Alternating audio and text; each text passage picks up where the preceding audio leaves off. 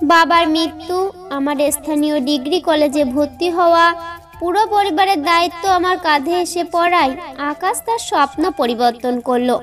আমাকে নিয়ে সে আর বিয়ে করার স্বপ্ন দেখেনি।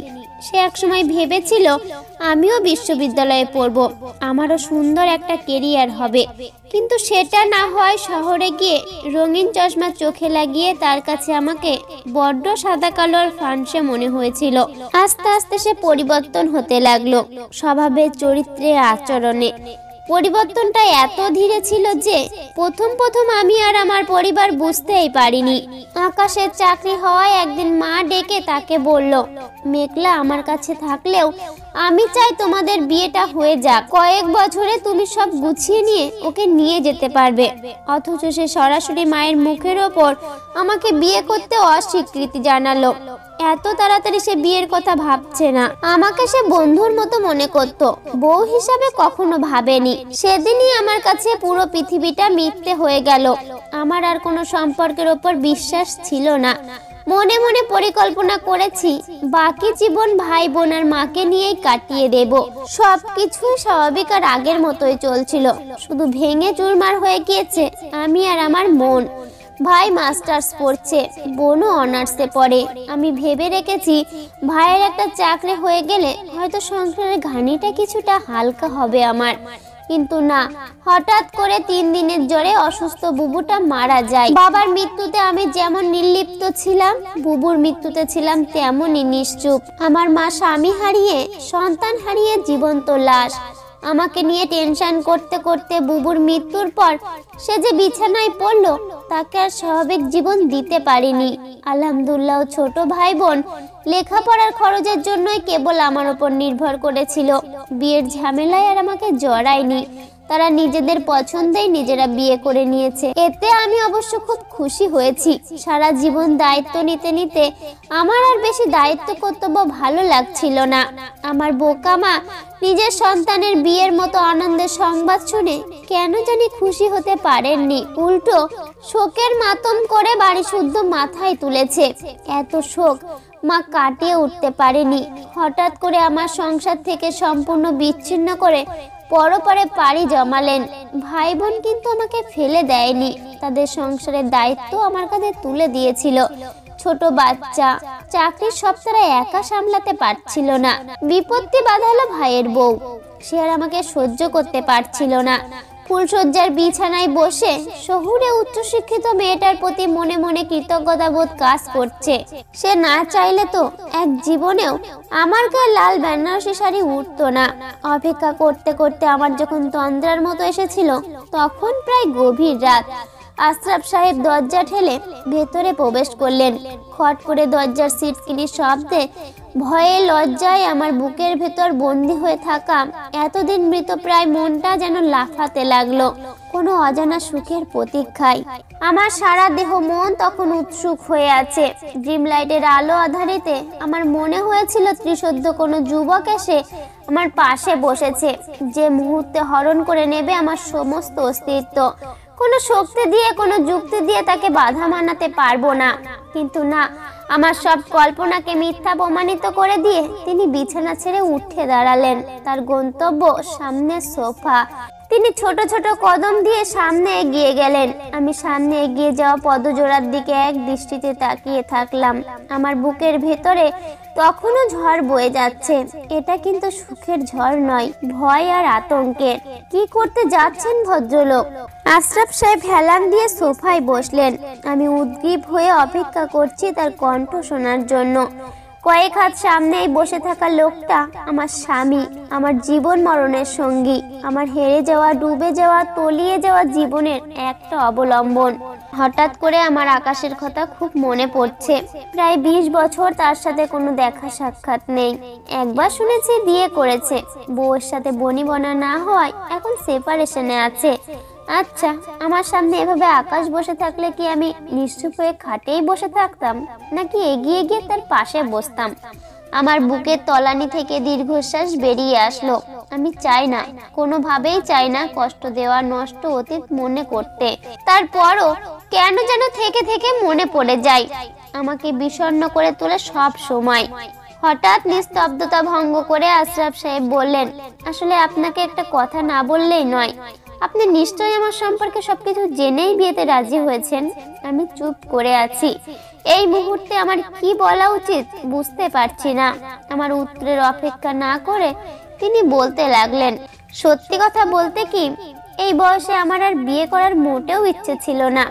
আপনি শুনেছেন, আমার স্ত্রী গত হয়েছে প্রায় 5 বছর। তিনি আসলে আমার স্ত্রী ছিলেন না। আমি এমন কথা শোনার জন্য মোটেও প্রস্তুত ছিলাম না। পুরো কথাটা আমার কানের মাঝে ধাক্কার মতো লাগলো। অস্পষ্ট স্বরে আমার মুখ থেকে বেরিয়ে এলো, কি? জি, আপনি ঠিকই শুনেছেন। বাচ্চাদের স্বর্গীয় মায়ের সাথে আমার সম্পর্ক বিচ্ছিন্ন হয়েছে আজ প্রায় 14 বছর। আমাদের আলাদা হওয়ায় 9 বছর পর তিনি পরলোক গমন করেছেন। অথচ এই বিষয়টা আত্মীয় স্বজন বন্ধু বান্ধব কেউই জানতে পারেনি, কারণ আমরা একই বাড়িতে থাকতাম। শুধু আমার বাচ্চারা জানতো। এমন অদ্ভুত রহস্যজনক গল্প শুনে আমি রীতিমতো হা হয়ে গেলাম। আমি নড়ে চড়ে বসলাম। আজ সারা রাত আপনার সাথে গল্প করব। পুরো বাসায় কেউ নেই, চলুন বারান্দায়। আমি বসার ব্যবস্থা করে রেখেছি। আমি বাধ্যগত মেয়ের মতো তার কথা শুনে খাট থেকে নেমে তাকে অনুসরণ করলাম। আমরা বারান্দায় গিয়ে একটু দূরত্ব নিয়ে পাশাপাশি চেয়ারে বসলাম। বসার স্থানের আয়োজন দেখে বোঝাই যাচ্ছে এসবই ছিল পূর্ব পরিকল্পনা। আর ভদ্রলোক ভীষণ শৌখিন। জানেন, আমি স্বামী হিসেবে মোটেও ভালো ছিলাম না। আমি অফিসের সেরা অফিসার, বন্ধু মহলের সেরা বন্ধু, বাচ্চাদের সৎ বাবা, ভাড়াটিয়াদের সেরা বাড়িওয়ালা। একমাত্র স্ত্রীর কাছেই আমি অথর্ব আর অপদার্থ ছিলাম। ভদ্রলোকের এভাবে রহস্য করে কথা বলা ভালো লাগছে না আমার। ইচ্ছে করছে এক নিমেষে পুরো রহস্যের উন্মোচন করে ফেলি। আমি বাইরে বড় রাস্তায় দৃষ্টি নিলাম। একজোড়া কুকুর ঊর্ধ্বশ্বাসে দৌড়ে পালাচ্ছে। ভদ্রলোক উঠে দাঁড়ালেন, আমার দৃষ্টি বরাবর তাকিয়ে বললেন, আমি ভীষণভাবে দুঃখিত, আপনাকে একটা সার্থক রাত উপহার দিতে পারছি না। আমি গলা খাকারি দিয়ে ভদ্রলোকের চোখের দিকে তাকালাম। এই প্রথম আকাশ ছাড়া অন্য কোনো পুরুষের দিকে তাকিয়ে আমি ভালোবাসা অনুভব করছি। ভদ্রলোকের চোখের কোণা ভিজে আছে। আলো আধারিতে আমার চোখ এড়িয়ে যায়নি ব্যাপারটা। ইচ্ছে করছিল আলতো করে চোখটা মুছে দিই, কিন্তু না, এখনো সেই সময় আসেনি। 24 ঘন্টা আগেও তো এই লোকটা আমার সম্পূর্ণ অচেনা ছিল। সৃষ্টিকর্তা প্রদত্ত বিবাহিত সম্পর্কের কি আদিম শক্তি, কি সহজে সম্পূর্ণ অচেনা একজন মানুষ আপন হয়ে যায়। আমি যে নিজেকে পরিবর্তন করতে চাইনি সেটা কিন্তু নয়, কিন্তু কোনোভাবেই নিজের দোষ খুঁজে পাইনি। একটা সময় আমার কনফিডেন্ট লেভেল একদম তলানিতে পৌঁছে গেছে। আমি বিশ্বাস করতে শুরু করেছি আমি হয়তো সত্যি স্বামী হিসাবে, মানুষ হিসাবে একদমই ভালো নই। আমি আবারও স্পষ্ট স্বরে বললাম, তারপর আপনি বোর হচ্ছেন না তো? একদমই না। আশরাফ সাহেব হাসলেন। কোনো মানুষের হাসির শব্দ এত সুরেলা হয় সত্যি আমার জানা ছিল না। আমার বুকের ভেতর আবার টিপ টিপ করতে শুরু করলো। দোষ যে আমার একেবারেই ছিল না তা কিন্তু নয়। বিয়ের 20 বছর পর 2 বাচ্চার মা হওয়ার পর যদি একজন মানুষ হঠাৎ অভিযোগ করেন বিছানায় আমার পারফরমেন্স সন্তোষজনক নয়, এটা আমার জন্য কতটা অসম্মানের আপনাকে বলে বোঝাতে পারবো না। হঠাৎ করে আমার উৎসাহে ভাটা পড়ে গেল। যদিও বিছানায় একজন পুরুষ কেমন আমি জানি না, জানার সেই সৌভাগ্য আমার হয়নি, কিন্তু আমি তো অসুস্থ নই। আমার সব ইন্দ্রিয় তো সচল আছে, হয়তো এতদিন নির্জীব ছিল। ভদ্রলোক আমার মনোভাব বুঝতে পেরেছেন। না না, আপনি একদমই ভয় পাবেন না। এটা ছিল তার অভিযোগ, যে অভিযোগ আনলে একজন পুরুষকে সহজে ঘায়েল করা যায়। আমি মোটেও সেরকম নই। তাহলে নিশ্চয়ই আপনার মতো কুমারীকে বিয়ে করতাম না। আমার মন খারাপ কিন্তু তখনও কাটেনি। আমি কিন্তু আপনাকে পুরো বিষয়টা ক্লিয়ার করব। বিষয়টা ছেলেদের কানে পর্যন্ত পৌঁছালো। নিত্য অশান্তি সংসারে। আমার সত্যি সে সময় মরে যেতে ইচ্ছে করেছিল। ছেলেরা বাবা মায়ের মধ্যে এমন অশান্তি মেনে নিতে পারেনি, তাই তাদের উপস্থিতিতে আমরা আলাদা হয়ে গেলাম। তারপর সে তার মতো করে চলতে লাগলো। তার বন্ধু বান্ধব, পার্টি, রাত করে বাড়ি ফেরা সবই পুরোদমে চলছিল। পরপুরুষ হয়ে আমার আর বাধা দেওয়ার অধিকার রইল না। এবার আমার কাছে বিষয়টা পরিষ্কার হয়েছে। মন খারাপও আস্তে আস্তে কমে গেছে। বাচ্চাদের মায়ের মৃত্যু কিন্তু পার্টি থেকে ড্রিঙ্ক করে রাতে ফেরার পথে রোড অ্যাক্সিডেন্টে হয়েছিল। পাশের মসজিদে তখন ফজরের আজানের সুর শোনা যাচ্ছে। আমি উঠে দাঁড়ালাম। একটু বসুন, আর একটু কথা আছে। এত কথা বলা শুধু একটাই কারণ, আপনি এখন আপাতত আমার কাছে স্ত্রীর অধিকার চাইবেন না। নারীদের ওপর আমার বিশ্বাস উঠে গেছে। একসাথে চলতে চলতে যদি কখনো বিশ্বাস অর্জন করতে পারেন তখন না হয়। আমি মৃদু হেসে মাথা নিচু করে চলে গেলাম। এত বকবক শোনার সময় আমার হাতে নেই।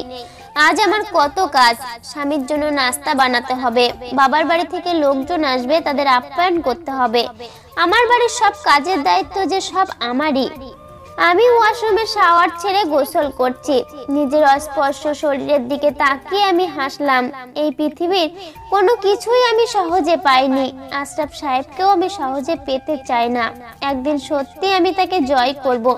সেদিন আর বারান্দায় নয়, তার প্রশস্ত বুকে মাথা রেখে আমি সারা রাত এভাবেই জেগে ভালোবাসার গল্প করব।